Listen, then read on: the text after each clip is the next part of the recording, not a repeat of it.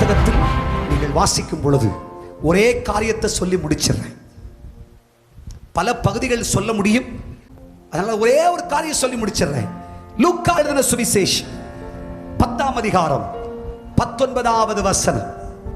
இதோ சர்ப்பங்களையும் தேள்களையும் மிதிக்கவும் சத்துருவுடைய சகல வல்லமையும் மேற்கொள்ளவும் உங்களுக்கு அதிகாரம் கொடுக்கிறேன், ஒன்றும் உங்களை சேதப்படுத்தாது. எல்லாரும் சொல்லுங்க, ஒன்றும். எல்லாரும் சொல்லுங்க, ஒன்றும் என்னை சேதப்படுத்தாது. சொல்லுங்க, ஒன்றும் என்னை சேதப்படுத்தாது. இதில் நீங்க எல்லாம் சேர்த்துக்கணும். வியாதி, பிரச்சனை, கஷ்டம், கண்ணீர், கவலை எல்லாம் சேர்த்துக்கணும். சரியா? சொல்லுங்க, ஒன்றும். சொல்லுங்க, நல்ல வெயில். சொல்லுங்க, நல்ல வெயில் என்னை சேதப்படுத்தாது. ஓ, உனக்கு மட்டும் கொம்போ,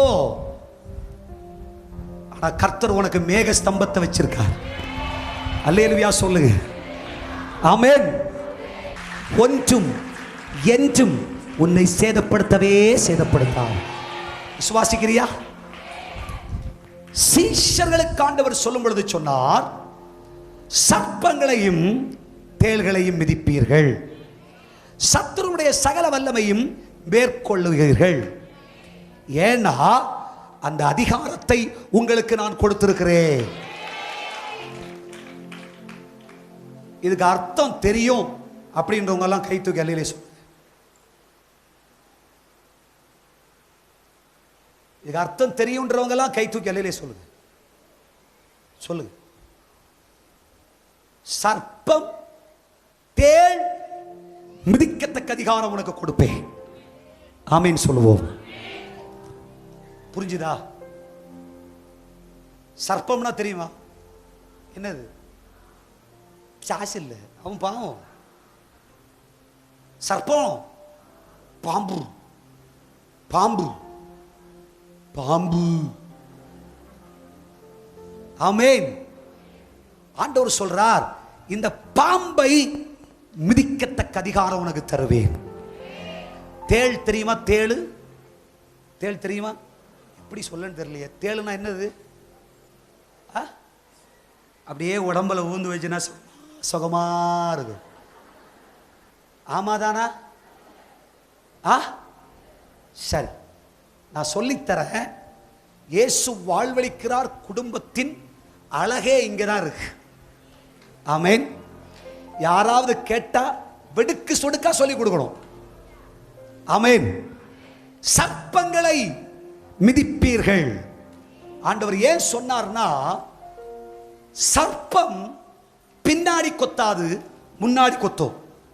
அல்லேலூயா சொல்லுங்க. கையை தட்டி கர்த்தரை மையப்படுத்து. சொல்றது ரைட்டா? சொல்றது கரெக்டா? சரி. சர்ப்பத்தின் விஷம் தலையில் இருக்கிறது. ஆமென் சொல்லுங்க. அதனால அது அப்படின்றோம். ஆமென் சொல்லுங்க. சத்துருவேன்.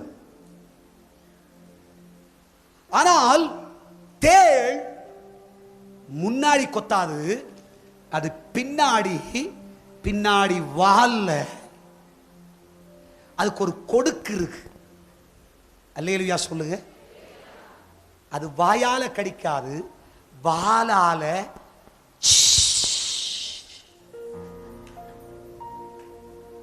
நீ செத்துருவேன். ஆமென் சொல்லுங்க. இதுக்கு அர்த்தம் என்ன தெரியுமா? உனக்கு முன்னாடி உனக்கு பின்னாடி வருகிற எந்த சக்தியாயிருந்தாலும் சரி, அவை எல்லாவற்றையும் நீ மேற்கொள்வாய்.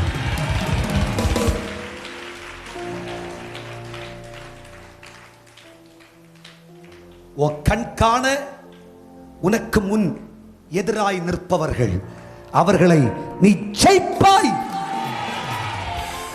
நீ அவர்களை அதிகாரத்துக்குள்ளே, உன் அதிகாரத்துக்குள் பணிய செய்வாய். பொறுத்திருந்து பார். அப்புறம் சில சுவாபம் உண்டு, முன்னாடி வரமாட்டான், அதுக்குள்ள நெஞ்சூக்கம் இல்லை. அல்லேலூயா சொல்லுங்க. அதனால பின்னாடி இருந்து வேண்டாத வேலையெல்லாம் கிருமி வேலையை செய்வோம். அல்லேலூயா சொல்லுங்க. ஆமே. கிருமி கிருமி பின்னாடி இருந்து நச்சுக்கு நச்சுக்கு நச்சுக்கு நச்சுக்கு நச்சுக்குன்ட்டு உன்னை அழிச்சுக்கிட்டே இருப்பான். அல்லேலூயா. உனக்கு தெரியாது இது யார் என்ன செய்கிறா, உனக்கு தெரியாது. கர்த்தர் சொல்றார், உனக்கு முன்னாடியும் பின்னாடியும் வருகிற எந்த சக்தியாக இருந்தாலும் சரி, அவைகளை மேற்கொள்ளத்தக்க அதிகாரத்தை உனக்கு தருகிறேன். உனக்கு தெரியாம ஒரு மந்திரவாதம் செஞ்சா கூட அந்த மந்திரவாதம் உன் வாழ்க்கையிலே பலிக்காது. நீ அதை மேற்கொள்வாய்,